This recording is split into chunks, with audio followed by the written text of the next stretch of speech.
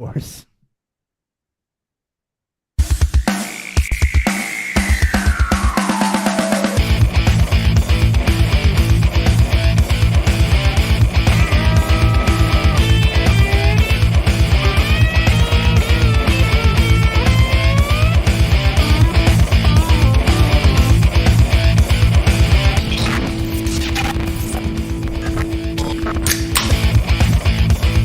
Welcome to Beerfield, where for the third week in a row, I forgot to fix the camera. I am your host at Beerfield Hop, Chris Hopper with 2Ps, joined by Dan Thury, Ryan Miner. Gentlemen, how are you? We are busy. totally a professional show.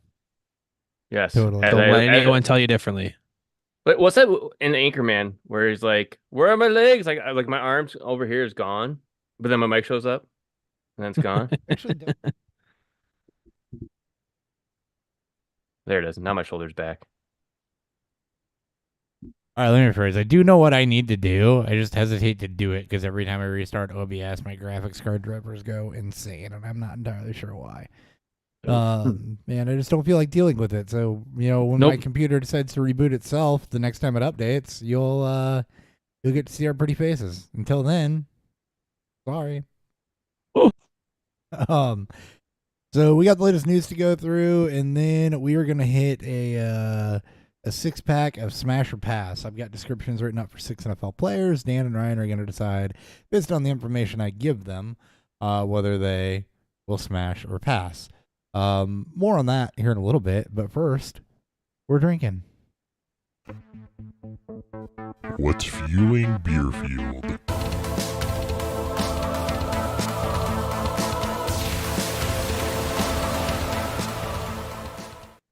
All right, Dan, we'll save you for last since you got cool stuff. Ryan, we'll start with you since you got an IPA again. I hate pint glasses because they don't really hold pints. I don't know why they just call them a 12-ounce glass. When I have a pint can in my hand and it's still a quarter full. But on the bright side of this, I am drinking Sheboygan Brewing Company Oatmeal Cookie Stout. Ooh, it wasn't. Ryan you averting guys. expectation. also, What you do with Ryan? Who's this guy? Also, this show and oatmeal cookie stouts have a history. Yeah. Christopher. The most drunk I've ever been on this podcast, I tried to do a dad's oatmeal cookie stout from O'Fallon and couldn't even say the damn beer name. It was Hopper's best week of predicting who was going to go off. It was I remember that episode. It was Yeah, after it's a historic episode. a trivia night, and I was hammered. It was Look how like dark that it is. was like an hour and a half at a message. Yeah, I can hide Live behind the studio glass. audience. You could. It's so could. It's so dark. that's your supposed So to be dark. dark. Go. Are we all doing dark beer for the first time in a long time? Mine is definitely. Mine is dark Dark as beer. well. All right, cool. All right, I got some Heavy Riff Brewing Company on.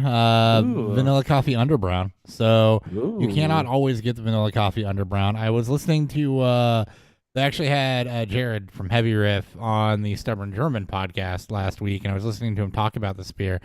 So I didn't realize that this kind of bucks the trends of traditional brown ale. It's more of a stout, just with not enough malt to be, super roasty. So didn't know that, but it's basically a scaled back sweet stout that they just kind of call a brown. It's closer to that than it is a traditional like American or English brown, which I never knew. I always knew that the brown ales were pretty velvety smooth though. So this is their standard velvet underbrown, but they add vanilla and coffee to it. So yeah, more on that soon. Dan, what do you got? All right, so because I totally forgot to grab beer in the market I was at today working, I had to go deep into the beer fridge and grab something that I totally forgot I have. I have Ballast Point. Oh wow! Victory at Sea. This is the barrel age Victory at Sea. You can't read it. This is High West 2018. I was gonna say, the last time I saw that, I think was before I moved. Yeah, this is old. I got this as a gift from one of my old beer regulars when I worked for Benny's. So Victory at Sea This is an imperial porter with coffee and vanilla, and they age it in High West bourbon and rye barrels. That's why they call it the High West. And it's obviously 2018. So we got a beer that's about 5 or 6 years old. Just, depends when they bottled it. I don't know how long they age it for. I would assume 6 to 8 months is pretty standard, maybe longer. This is a pretty sought after. Like at this time, this beer was very sought after. Ballast Point used to be out here in the Midwest, out here in Illinois. By about the COVID time, I think it's when they decided to reduce their distribution. I think I haven't seen Ballast Point in a while, but I was shocked to get. I'm like, fuck yeah, I'll do this. So I will let you guys know how a beer that has been aged either in a cold cellar basement before me, or it's been stuck in my beer fridge right next to me for the last 6 years. Interested to hear how the vanilla's held up. Yeah. One's held up a lot better than the other. Yeah. I will say that. News.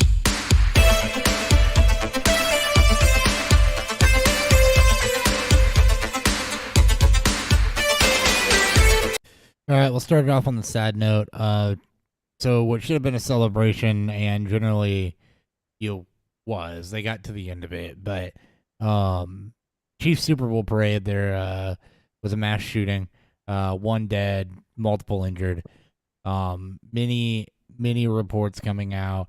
Gunmen are all in custody. They're still learning motives. Sounds like it started from a dispute. Lot of things to unpack here. The good news is that most of those injured, particularly from a kid's perspective, are expected to make a full recovery. So that's good. That's kind of a silver lining. The good of humanity comes out in the bad of humanity. There are videos of citizens tackling one of the suspected shooters to pin him down. Plenty of reports of Chiefs players helping to calm kids down, giving them the title belts, helping to aid people, hiding with them in closets, helping keep children calm. Jackson Mahomes involved in that, report on him, helping to keep kids calm for all the hate he gets for, I guess, enjoying himself. As annoying as he is, Gen Zers or whatever, I mean, that's the good of humanity coming out on that side of it, but very, very sad situation there. I've been to the Super Bowl parade, or not Super Bowl parades, World Series ones, the biggest sports celebration in the world. I was at that one. Police presence everywhere, and those are such a feeling of euphoria and a feeling of joy to be part of the community and celebrate as one and have those differences aside and connect to the team and everything. And for it to end like that is heartbreaking. I was visibly upset reading the news and reading, how visibly touched how the players jumped in and helped and handled this. So I'll leave it there. And it was shitty what people posted on X too to try to get a click, like that at Josh_ADHD. Has anyone seen Plaxico Burt's? Really, dude, come on. I've had him blocked. Yeah. Don't be a douche canoe. I've had him blocked for years. I don't follow him. I know he does some stuff for Scott Fish, which is what got him kind of big, but yeah, it's pretty sickening what people will do, and it's really, really sad that it takes these type of moments in history, which to help kind of bring people together in terms of support and wanting to solve what I would think would be a very easy issue to solve. I won't say easy, but a very wanting issue to solve. Something I learned yesterday, which grows numb to the problems that we've had the last, I don't know, decade or so, is that there's been 47 mass shootings in 2024, and we've only been in 2024 for 46 days. February 15th. Yeah. And that is month and a half. And I've only heard of one, and that was unfortunately the one we heard yesterday. That's where we're at now, where we don't even report 99% of what's happening. So yeah, I know we get political in here every now and then. This has been debated to death. whatever your views are. I'm just tired of senseless gun violence and kids being caught in the crosshairs and in the crossfires. And I'll just leave it at that. No decent human is going to disagree with that. I think there's a lot of argument to be had around how you solve it, and it is had a lot. Yeah. But I think. Oh, and shout out to the Chiefs fans that helped tackle Yes. one of the gunmen. I hope the organization, hope the city, take care of them. They had him on, I think, in an interview, and it was they're also very obviously still very wound up even after the fact. So shout out to them. Yep. All right. Yeah, really sad. Moving on. I threw some things we wouldn't normally talk about in here, just like NFL headline type stuff, just because the offseason of news is slow. So cameras picked up Travis Kelce and Andy Reid involved in a little spirited discussion on the sideline. And there's a lot that's been made of this. Everything from, oh my God, is he abusive to Taylor, to, what if, I've seen a lot of shit said about Travis Kelce, and they addressed it on New Heights. And I think generally Travis knows that he crossed a line, but same time, like, Andy Reid also laughed it off. They both laughed it off. Winning, it was nothing. Winning helps a lot of things, but as far as shouting, like, I don't know about y'all. Me and my boss have a great relationship, and that means we yell at each other sometimes. Yeah. I think your emotions are good, positive, and a negative way. Yeah. I think it was just shoving for people. Like, and it's hard to know if it was really a shove or it was an aggressive grab. According to Travis, and from what I saw in the video, kind of lines up with this. He ran up to get up like close to him, and his arm kind of hit him. And Reid said he just caught me off balance. Like, he didn't shove me, he didn't push me, or anything like that. He caught me off balance, and it seems like he just came in hot. And there might have been a little bit of incidental contact there, but he didn't extend his arms and shove him or anything like that. There was no OPI in this at all. Yeah, to me, you gotta extend. There's no extending of the elbow. You gotta extend your arms for it to be a shove or like actually body somebody. And the most contact I saw, it looked like his forearm just caught him. No, where I watched it, there was a lot of outrage, and I know a lot of people are going to say, you got to keep yourself, you got to try to compose yourself. This is true. The game was close. This is not a time to start getting to that way. My response is, and I kept this to myself, is have you never been a part of a hyper competitive moment? Yeah, where you have two individuals who are considered top tier at their craft, and have been together on a different page. And have been together the entirety of Kelce's career. It's one of those things where it's always going to look bad, especially when you slow it down, especially when you give context and you already have a selection of people that are already pissed off at Travis Kelce in general and Swift, and it's just it looks bad.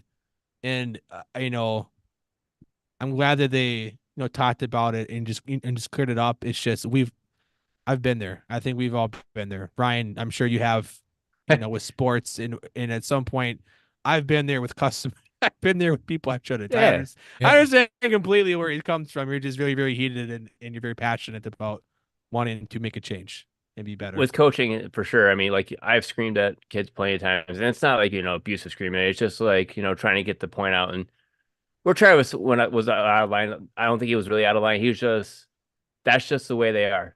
He's aggressive. He's not playing just to be there. He's playing there. He's playing to win, and he's pissed because they're not winning. And if he would have got the ball or something like that, it's a whole it's not scripted, but it's just like your mentality is give me the fucking ball. And that's how he is. Like, and it showed in the second half. That aggressiveness came out in the second half, and he finished with 9 for 93. So it like he was like, you are literally in the biggest moment of this season. Like, this is the encapsulation of it all. Like, motions, both good or bad. And I think they would have laughed it off had they lost. I think so too.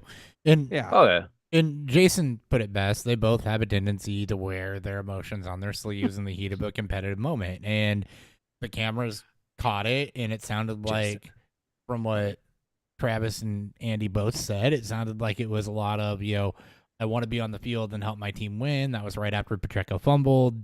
Kelsey wasn't on the field when Yeah. that happened. It was I should be better out run blocker there then. fighting with my guys, and that was the gist of it. And look, you can have those spirited discussions with people that you respect, that you're close to, that you have open and honest dialogue with, and that just so happened to happen in a very public way. Did it cross some lines? Could it have been handled better? Sure. Heat of the moment, I don't see anybody that's played in the NFL batting an eye at this other than saying, yeah, maybe a little over the top, but not totally out of line. Yep. This is a preseason game. Yep. Maybe a little different, but it's fucking Super Bowl. Yeah, and It's not an excuse, but still. like it's you Super Bowl. mentioned, elite talent too. If this is a special teams tight end, it's totally different. But Yeah. I would say maybe be a better run blocker, Travis, and you'll be out on running plays. yep. Just kidding. Never. And the other big story coming out of the Super Bowl is the 49ers not knowing the overtime rules. I mean, there's two now. This one's probably a little bigger than the move they made today, but Yeah, we'll get there. I got that later. yeah, But yeah. yeah, not knowing the overtime rules. So, with the new format for overtime, this is a direct result of the Chiefs-Bills game a couple of years back. Both teams get the chance to possess the football now. So, it doesn't matter what you do as a team that has the ball first. The other team's going to get a chance to match. If they do, awesome. Then you go to sudden death. If you don't, I think it's sudden death. Yeah, see, we're all confused on these Yeah. on the it- overtime it's- rules. Is both teams get a possession, Mm-hmm. and then after both teams have a possession, it's first score. First score. It's Yeah, like it's sudden first death. score. Yeah. So, yeah. Sudden death. Yes. Yeah. So, Very- It's 2 quarters very of s- football, basically. Very simple. and It's not first score because like everyone was like screaming at the TV, like we were all screaming at the TV. It's like 2 seconds left. Each team has to have a possession. So if the Niners would have threw a pick six, game's over because they lost their possession and then the Chiefs scored. Thus game ending. So each team gets a chance to have the ball in their hands. Yeah. So And that wouldn't after make that sense because happens- it said if they got a safety, the game's over. But then say if a pick six was Because it's a a pick game over. six. Because a pick six Hey. wouldn't end the game. The Chiefs would still have to score after that. Oh, it's pick six. Yeah. pick Chiefs six, scored. yes. Yeah. So on a pick six, that would end the game because the Niners had their possession. The Chiefs picked it off and Sa- scored. Same with the safety. Safety should be the end of the game. Yeah. Because It's that would be change the of end of the game. possession. to change the possession. Yes. But yeah, It's the touchdown thing that threw people off. it is. Which And- because that changed a It did. decade ago or whatever it's been. yeah. Well, it's been a couple of years. It's been a long time since that rule changed. The regular season one, the touchdown versus field goal one. The playoff rules Yes, have yeah. only been in place since 2021, I think. 2022. The double touchdown 2022. part, Yeah. that's new. But the Yeah. field goal on the first possession, the touchdown, or the never mind. Sorry. So anyway, it comes out of this though, and it sounds like there were two schools of thought. I guess the analytics departments for both teams said something different.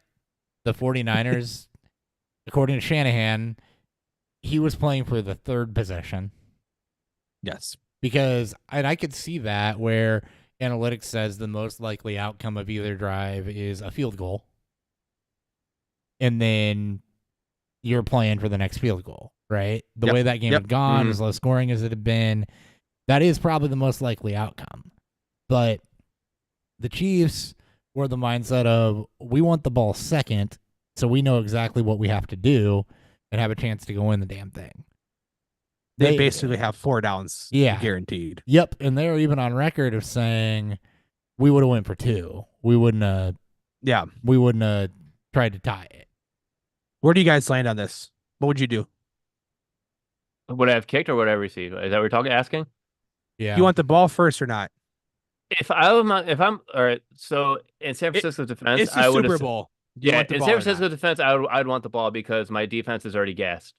They're just coming off the field. I don't want to put them back on the field right now. I want to Yep. give them a breather. I want the ball in Okay. that case. Hopper. I think I'm also going to side with San Francisco on this, which is probably why I'm not a coach in the Damn, NFL. I thought we all be different. But I think I that- wanted it. But 196. I think that, like I said, the most likely outcome of either drive is a field goal, right? So now if you're the Chiefs, I get it. The Chiefs said it's never, you control it. The Chiefs said it was never going to go to 3. We were either going to lose because they're going 4 downs regardless. They basically said we were either going to lose or we weren't going to tie it. We were going to lose. It's a lot easier to say that when you don't have to live the moment. But if they've got, I'm not saying they're not right. I'm just saying it's a lot easier to say that now. Because you tell me that if they got another 57-yard chance of Butker on like a 4th and 14, they're not trying to pick it up. They're kicking it. Right. Yeah, I went through you guys in way that the defense was being played that game.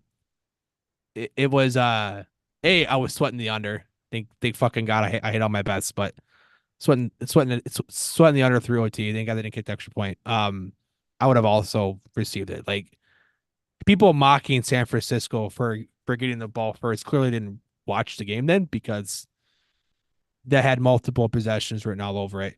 Now, what I really would have loved to have seen is that San Francisco would have scored on that first possession to see if they would have reacted as if they won the Super Bowl.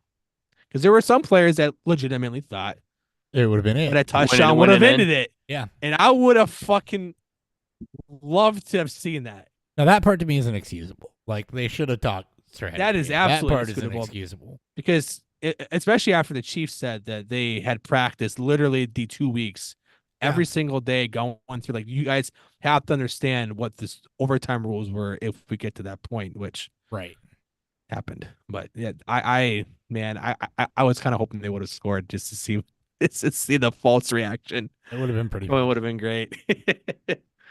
We're running the field. Just kidding. Would have been pretty funny. All right. And then last thing coming out of actual Super Bowl Sunday, I feel terrible for Dre Greenlaw. Oh, right. Absolutely. Popped an Achilles jogging onto the field. This is you telling me that wasn't scripted? Yeah. Who was the Arizona kicker that tore their ACL after a celebration? Rackers? And then you had the Bears linebacker. It was oh fuck. It was they were brothers. They both played kicker. Like this was the early. Was it Neil Rackers? No. If you say the last name, I'm gonna know when you say the last name. One was a more famous, like they were both kickers. Grammatica. Martin Grammatica. There you go. Yeah. There you go. It was not Bill, Martin, it was the other Bill one. Grammatica. Yeah, okay. Yep. It felt like him and then the Bears linebacker that tore his ACL after that the sack was down 40. Yeah. Lamar Houston. That was like a fourth quarter. Yep, yes. Lamar Houston. But you should never celebrate it. They were trailing. Don't they were celebrate also an injury. trailing by 25 at the time. Yeah. It was mocked because of his celebration, but then he also hurt himself afterwards. But yeah. This is bad though, because he was just excited to get back on the field because they just made a big stop. Yeah. And yeah, I'm gutted. That sucks. He's also a very good player. You feel crazy. All right. Moving on through some other things, more normal stuff. Bears released Eddie Jackson and Cody Whitehair, saving themselves $21 million. Both holdovers from the Ryan Pace regime. They've been with the Bears for 7 and 8 seasons. Jackson looked really promising early on in his career, and then kind of tailed off. For a guy that was termed as a ball hawk, he's had 3 seasons of 1 or fewer interceptions, right? And some injury. He's also heavily focused on the Food Network. What? He's also heavily focused on the Food Network. I don't understand that reference. Like he's constantly doing stuff on the Food Network. Eddie Jackson is? Yeah. Really? Mm-hmm. I had no idea. Yep. He's done I'm pretty sure he hosts a show. It's obviously all stuff in the off season, but I had no idea. Unless there's another Eddie Jackson who looks very, very similar to the Bears safety Eddie Jackson, then I'm gonna feel very stupid, but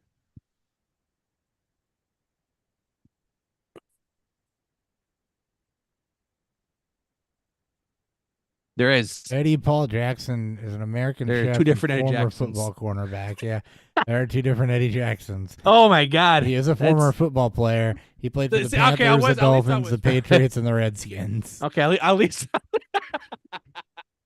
Not the I thought he was same- still playing. He's 42, not the same Eddie Jackson. Nope, not even close. That's crazy. They don't even look the Yeah, same. he's only got me by a couple years. So, anyway, Just kidding, guys. just kidding. So 21 million more in cap space for the Bears. You already had a ton of it. Seahawks informed Geno Smith he's going to remain on the roster, fully guaranteeing his 12.1 million salary. Would have been 17 million in dead cap to cut him, so that makes sense. Yep. Commanders have hired David Blau as their quarterbacks coach. Sounds like David Blau trying to go the route of Kellen Moore here and fail as a backup quarterback, but take the steps through the coaching tree. Heard he's a very smart guy, so makes sense. Well, Blau. Blah. 49ers have fired. This is the other thing Dan was mentioning earlier. 49ers scapegoated defensive coordinator Steve Wilkes, which made no damn sense to me. There's been a lot of discourse on this, and a lot of pointing fingers on both sides of whose fault. Well, It's- I guess I feel bad for Shanahan- Wilkes. It sounds like I he's didn't got, get he's it. got the short end of the stick. It sounded like he as Hopper mentioned, he got scapegoated for for a game that he helped the Chiefs offense to 19 points. no points. Yeah. Yeah. It's not like, the league's best offense also didn't score any points. So it's not Shanahan's fault for not doing his job, but it's all right. Nope. Well, And whatever. he changed some of Wilkes' play calls later in the game, and it sounds like there was just discourse between the two, and Wilkes is gone and will be highly sought after. And I don't know if there are open DC positions right now, but somebody could get fired. Like, that's the level that he had the Niners defense at, where a I mean, team it's a top 5 defense this year. Yeah. They were a good squad. that coming available, you could see a team jump on that and fire a DC. This is like when Jim Harbaugh got canned from San Francisco too. Yes. To Yep. help save face for Judd York when he was the GM there.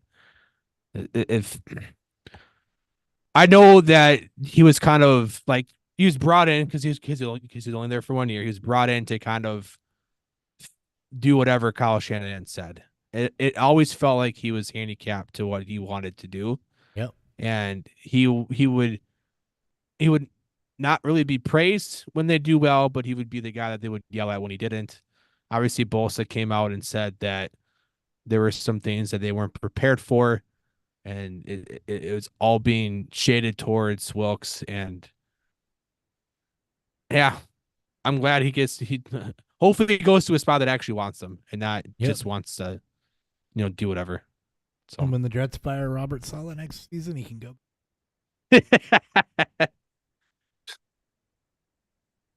Chargers hired Mark Trestman as a senior offensive assistant. It's because they're gonna run the football so fucking much this year. Yeah.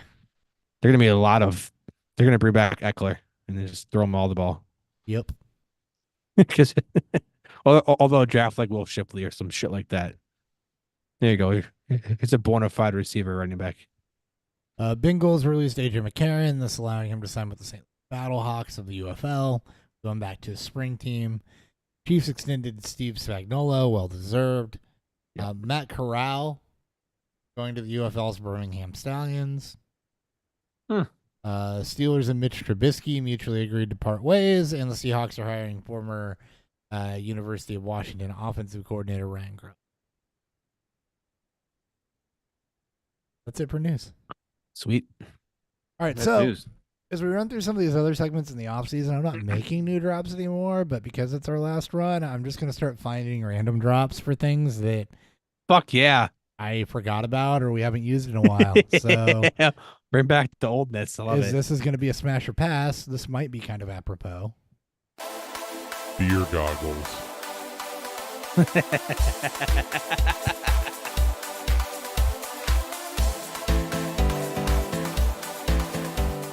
It feels so 90s. 90s house. All right. Not really house. Yeah. Here's how this is going to go. 6 players. I will read the blurb I have on them. You're free to ask me any additional questions.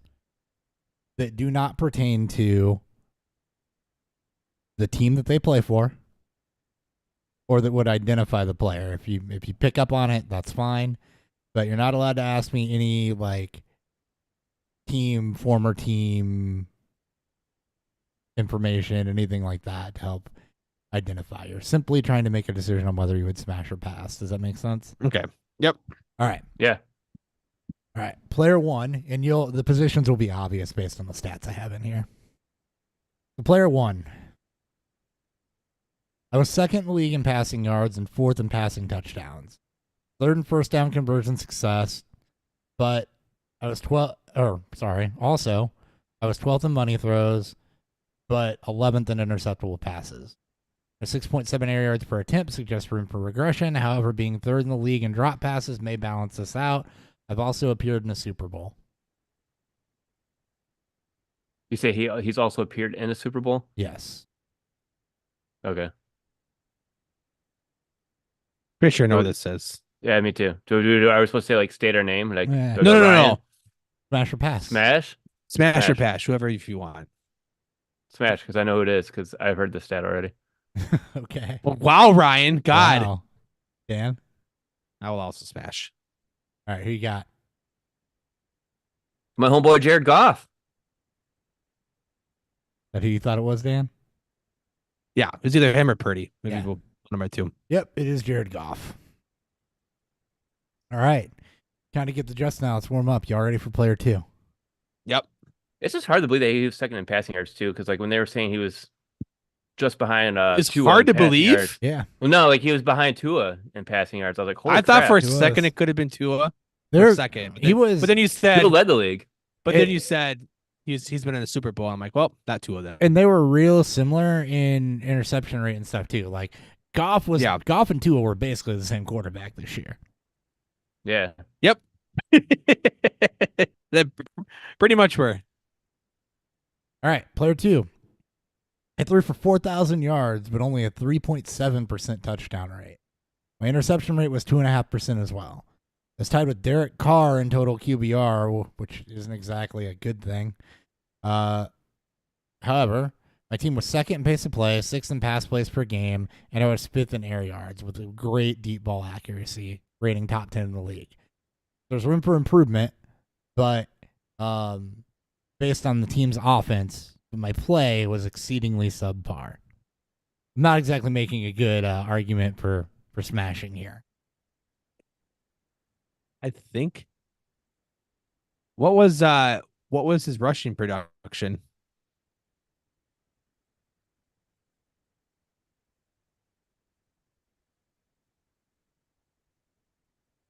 Hopefully you can't tell from my key presses where we're going at here. No, go away, ad. Yeah. All right. It sounds like a long team name. Rushing production was 70 attempts, 339 yards, and 4 touchdowns. Okay. So Was his team a playoff team? They were not a playoff team. Okay. Now I'm screwed. Ooh. Yeah.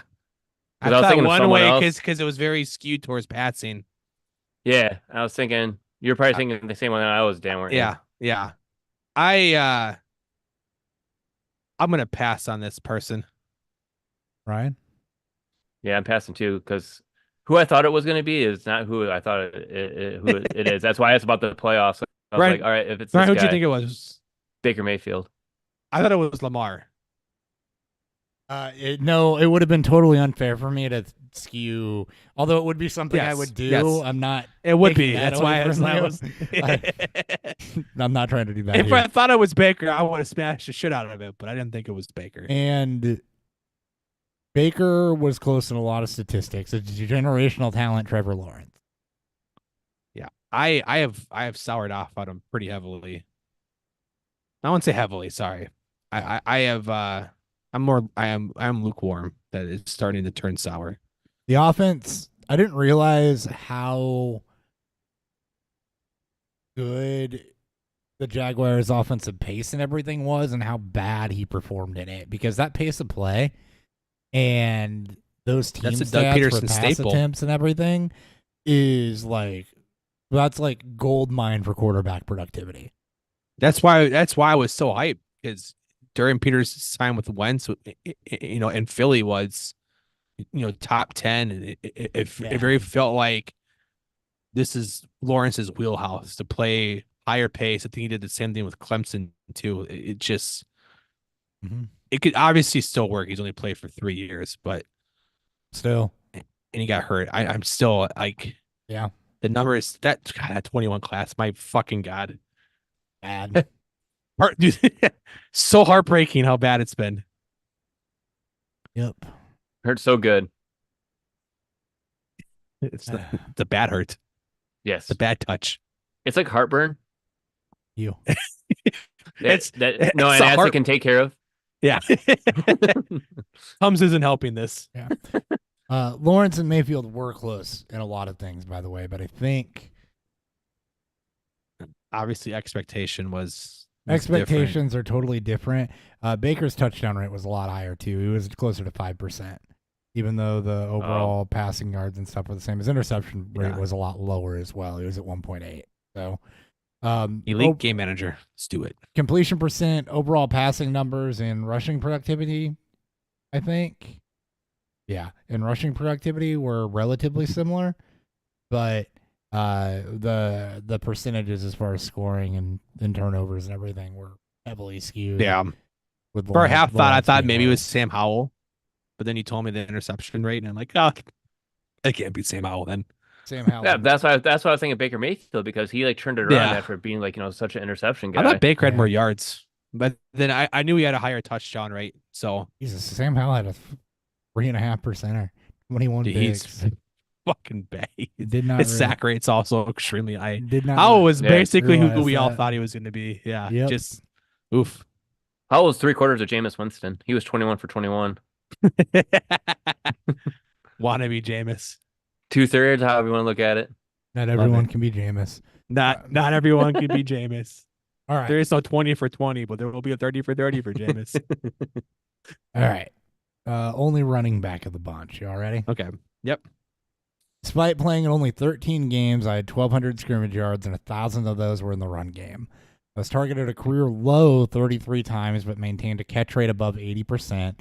My 9 total touchdowns isn't elite, but it's nothing to sneeze at. I was top 10 in juke rate, evaded tackles, breakaway runs, and yards after contact per attempt. I have a history of injuries despite generally solid to good on-field play. A career low in targets. Auburn knows my style of running back. Is that I because like too. the career low targets was due to injuries this year? Not due to. So, how can I put this? The target volume was not. He still would have been. It wouldn't have been a career low had he played a full season. It wouldn't have been a career high either. It would have been closer to average. I'm still gonna pass. His reception. I don't know. I don't know who it is. I have I got ideas. I'll give you this stat, Ryan. He has a half reception per game lower than his career average. And that pretty much sums it. Half a reception per game lower than his career average. That So, sounds like he's not generally known as a receiving back. His career high in targets is 71. That's respectable. It was his sophomore season. Yeah. And he wasn't with he was with another team prior to that, right? Yep. Okay. I think I know who it is. I'm a smash. He's on his second team. Right. All right. Dan, you're James passing. Conner. Ryan, you nailed it. Connor? Yeah. James Conner. A career year in a lot of ways for Conner. Career high in yards on the ground. Obviously, I believe those juke and broken tackle states and breakaway run stats to be career highs. But that's what I said. Solid to good. Whenever he's on the field. He's aged beautifully. Yeah. Well, when you said 71 targets, I had him on my fantasy team that year. I was like, oh, I remember that year. I tried it. There's a lot of dynasty leagues that I was trying to trade him.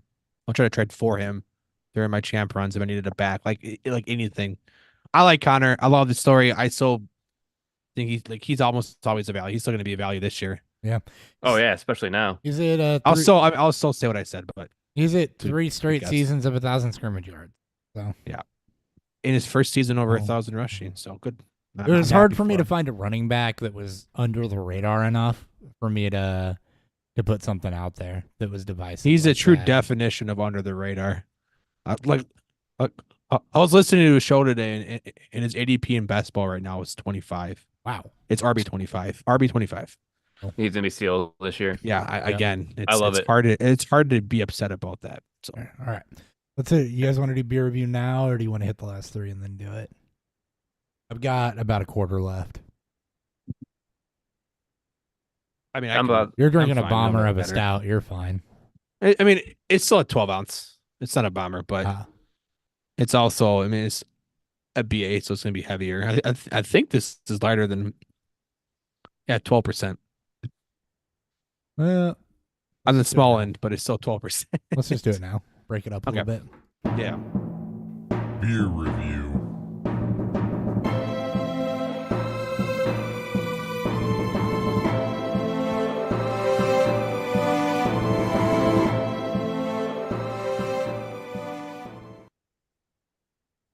All right. Ryan, why don't you go first? So I had Sheboygan Brewing Company oatmeal stout. Comes in a solid 6.5%, and let me tell you, it's definitely not like that. Very smooth, very light. But I love the way the label says on it. This is actually a limited release. It says just how your grandma made them, but in a beer. This stout is baked to perfection using dark malts for added color and richness, along with flaked oats for a soft mouthfeel, I'm sorry, and nutty goodness. Give you a soft mouth feel and nutty goodness. Yeah, Yeah. please do. Oh, Hell title yeah. of your sex Good, good title of our sex tapes. I love it. But yeah, well, definitely. I mean, it definitely does taste like an oatmeal cookie. I can't lie about it. Now I can see why like you can get hammered on these because they're very smooth. It definitely tastes more of the oatmeal at the very beginning, but on the back, I just taste more of the back end stout, the nuttiness. So All right. very light, very stouty. All right. I'm drinking Heavy Rip Brewing Company's out of St. Louis, Missouri, by the way. I didn't think it. They're vanilla coffee under brown. So American brown ale with coffee beans and other natural flavors. Smells like a sweet stout on the nose. There's a little bit of coffee undertones. Vanilla really jumps out of the glass at you. Medium full body, decently creamy. Really silky. Good chocolate backbone to it. The coffee comes out just a bit above it. It doesn't go into astringent or bitter or anything like that, but it's more of like the impression of coffee, if you will. It's like a nice cream down coffee. Like if you put vanilla creamer in it, essentially, but in ale form. So vanilla is the star of this one. It holds everything up nicely. But the blend, the balance, this is one of my favorite beers. First time I had this was a WoW experience, so it's really easy to drink, given that it's not overly bitter or heavy or anything like that. But it's definitely like kind of got a desserty feel because of the chocolatiness from the brown, the vanilla that's there, and then just a little bit of coffee also. It's like a good late night espresso drink. I remember when I was working for Benny's and the Heavy Riff rep came in with the rep that they're with out here, for the first time and they brought the vanilla and dude, Yeah. one of the best. And I haven't had it in a while, but I remember drinking like a 4-pack almost instantly. Yeah. It's so good. I hadn't seen it in a couple of years. Yeah. I mean, if I'd gone out to that river's really wide. I don't go to St. Louis as much as you'd think, but I probably should go more than I do. All right, Dan. Let's see if they're here or there. All right, So so hold up. very good. We're drinking Ballast Point. I forgot where they're from. Ballast. They're from San Diego, California. That's what I thought.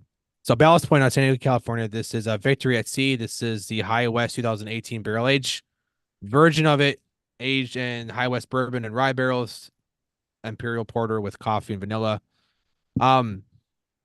The vanilla shines through more than the coffee's basically gone. So when you first get it out of, so when I first took it out of my cooler, obviously it's going to be a lot colder than the 40-degree temp.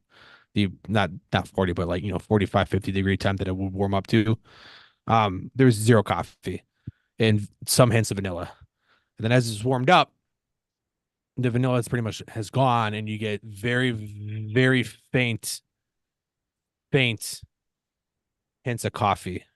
Now, for those of you who don't know, obviously when you adjunct the beer over time, that's the first flavor.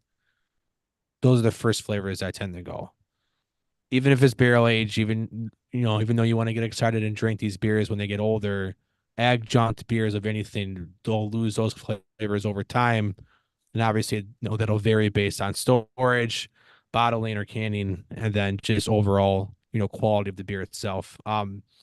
I was excited that it's very drinkable. It has not soy sauce itself out of it, so a bit sour of any sorts. It's still milk chocolatey, just given it being with rye barrels and it being in imperial porter, so there's gonna be a lot of chocolate malt added already to it. And just with rye barrels tend to bring out more of a milky chocolate more than I think a bourbon barrel would do. I think it still drinks fucking incredible. So I wish I can just get the just a straight up version of this without adjuncts, but this is after about 5 to 6 years, this is tastes exceptionally well, even though the adjuncts have fallen off pretty much. Very That's good. amazing. Yeah. I forgot that there was adjuncts in it, but I And, would drink it without it. I think it drinks fucking perfect. So and the adjuncts falling off is completely expected. For those that aren't Mhm. familiar with aging. especially after this amount of time, you should not expect any. But like I said, some of the temperature as it warmed up, you got to get some faints of it, but you get a lot of the milk chocolate, so you can still get some of the vanilla in there. Hopper had to run. Yeah. So it's just us now. Yeah. Yeah. So I started my get more I had to beer. get another beer. Priority. Obviously very important. Hopper's got a Munich Dunkel that he's trying to tap a keg Fuck, on, so I yes. can put a Baltic Porter on tap. I had a Dunkelweizen. I'm so oh man. Excuse me. My Our Dunk- local brewery here has a Dunkelweizen that I can't get enough of. It's so fucking good. I got a smoked Dunkelweizen on tap that I'm pouring. See, in. I think I would enjoy a smoked Dunkel. I mean, I like a lot of smoked beers, but I think a smoked Dunkel sounds amazing. Well, let me dial the recipe in a little more, and then I'll share it with you. Yeah. There's some improvements that need to be made. I'm going to be trying to get rid of that keg at Ales for Tales at Four Hands on March 3rd. Nice. All right, player number 4. Ready? A couple Yeah. wide receivers for you. 160. I had 165 targets and 1,100 yards on the season, which is pretty. Yeah, That's very target good. volume's elite. 1,100 yards in a 17-game season gets to be a little pedestrian, but not bad. 66.9% catch rate. My quarterback is considered elite, and my yardage totals were their worst since 2019, and my yards per reception their worst since 2018. I failed to record a 100-yard game after week 6, caught no touchdowns after week 12, and I am the wrong side of 30. So, Smash. Oh, I think I know what it is. started out incredibly hot this year and completely fell off at the end. I'm smashed for redraft because the value, and I am a pass for dynasty. All right. I think I am too. If it's the same person. Yeah, Ryan, I- you were an immediate smash. I'm going Stephon Diggs. it's Diggs, isn't It's it? Diggs. It's Diggs. It's Diggs. Yeah. It's Yeah, Diggs. as soon as you saying he went downhill and didn't record a 100-yard game, I'm like, oh yeah, that's Diggs. Yeah, I was like, he's gonna be There's a lot of people that are coming out of him for redraft. He's gonna be a value, but Well, and it's a that's selling Yes. dynasty for me. that's the thing. I want to look at because it wouldn't load for me earlier. I want to try to look at underlying data because the problem with Diggs is that I felt like his skill set would translate into at least his early 30s, but maybe not. I mean, his target share was up there. It's just the yards never got there. Well, that's with what I'm it. saying. The target share was near elite, but some of the underlying stuff was terrible.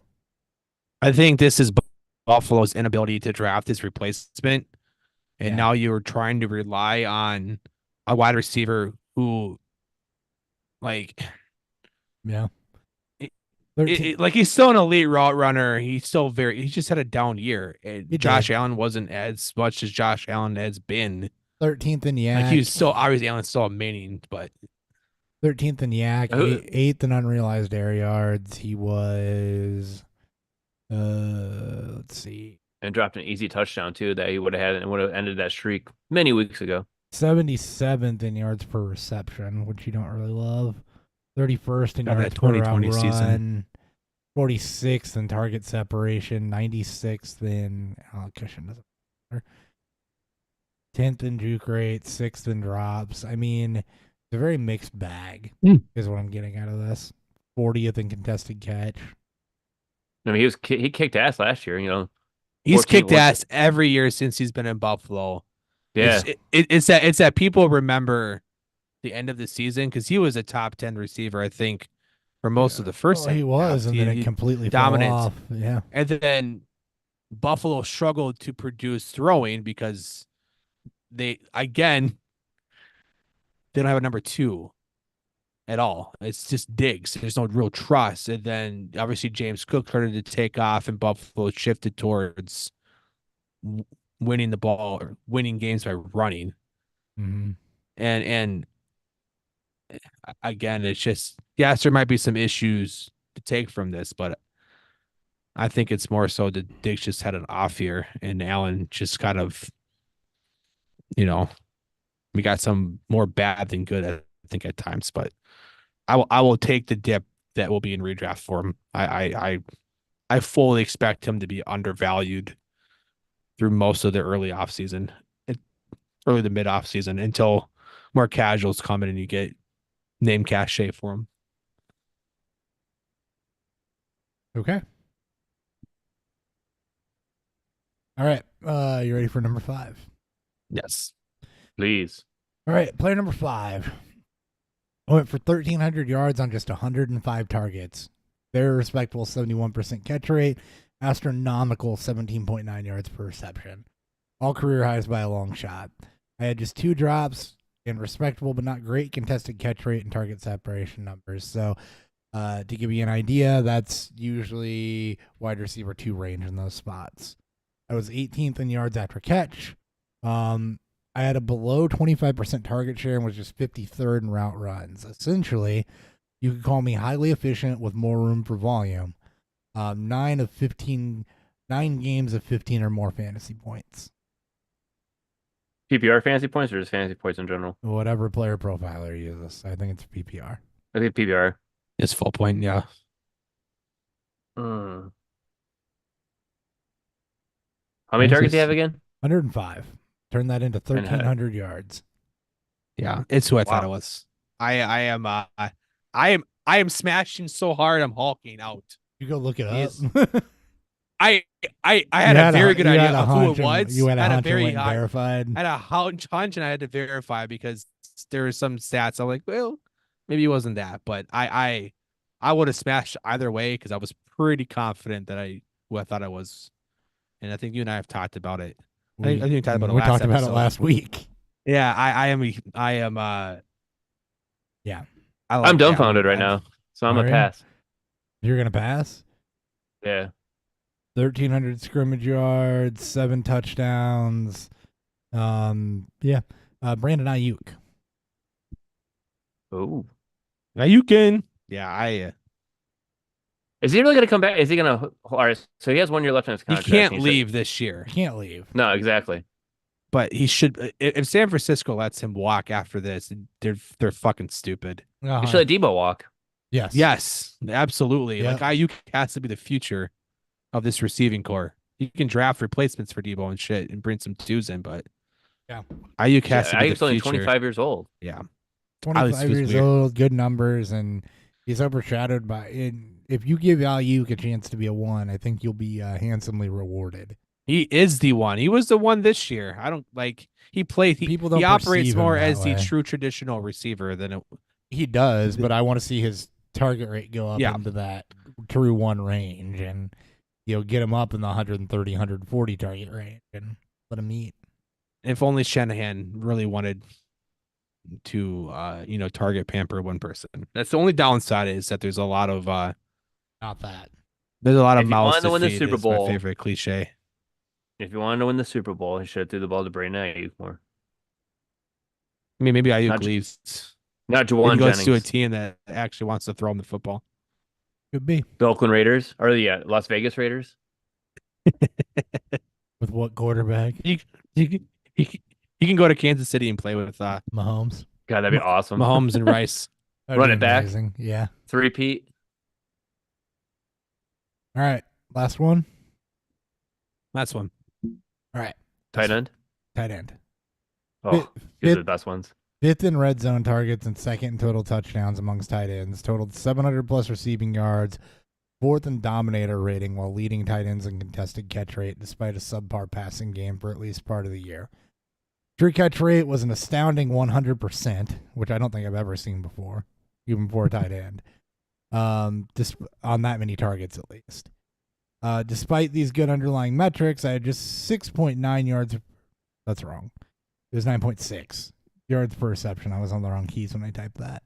Yeah. Just 9.6 yards per reception, and landed in the turbulent area for tight ends in fantasy football. Still just 24 years old, so prime breakout range for tight end. If it's who I think it is, then I'm an absolute smash. Okay. Yeah, because once you said 24 years old, now I gotta rethink it because I don't think. I am pretty Oh yeah, it's not him. He's too old. right.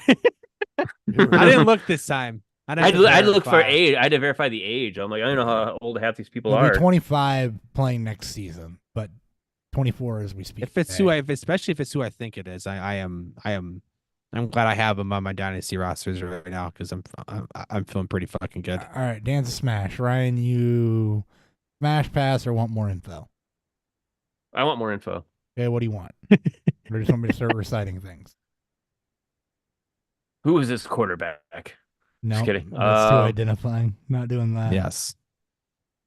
NFC or AFC? NFC. Yeah, I know. I should be Okay. right. Yeah. Okay. All right.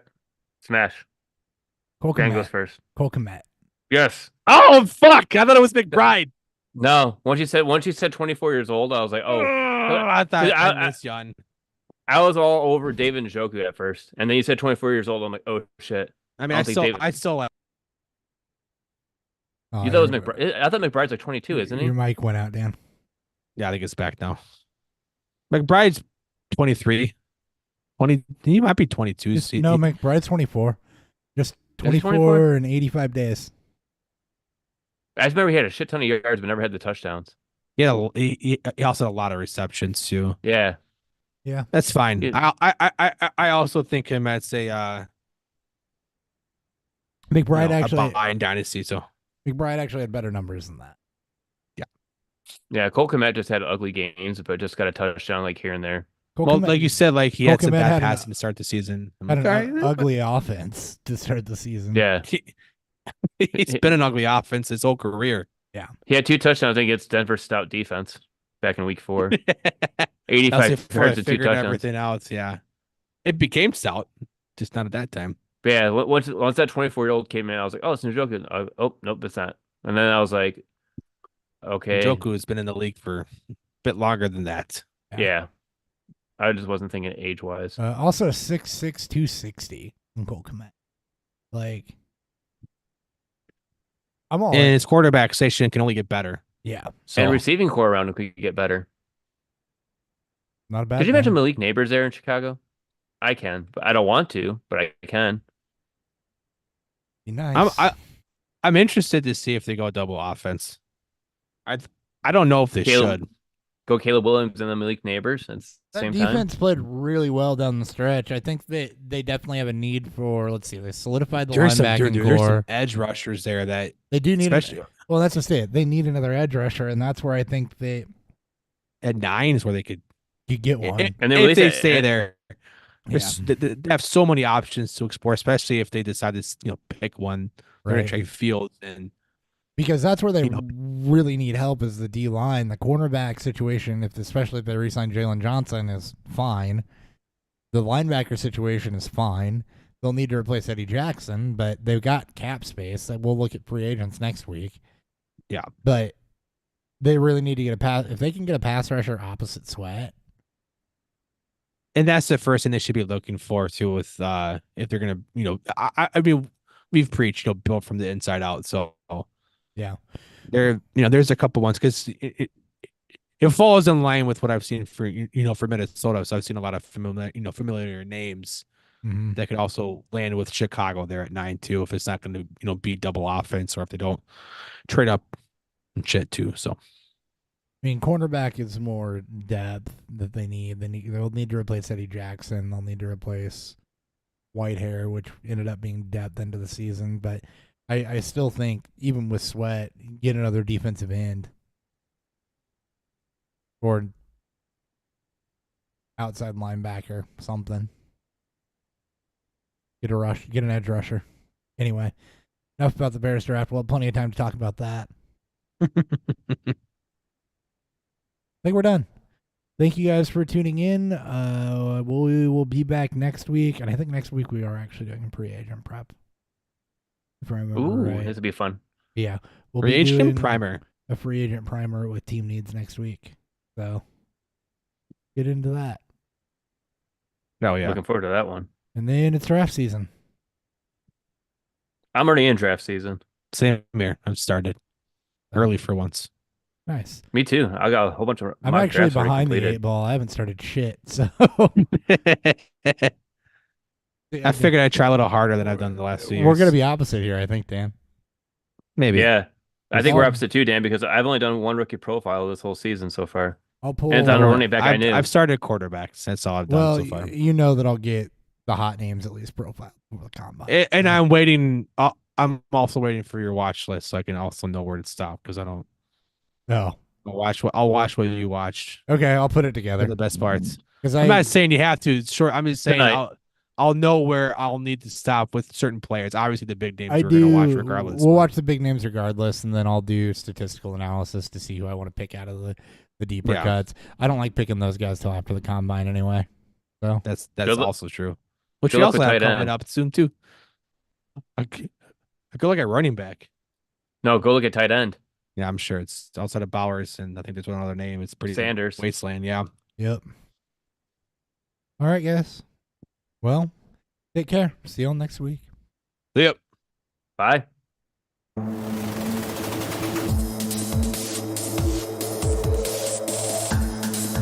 Beer Review.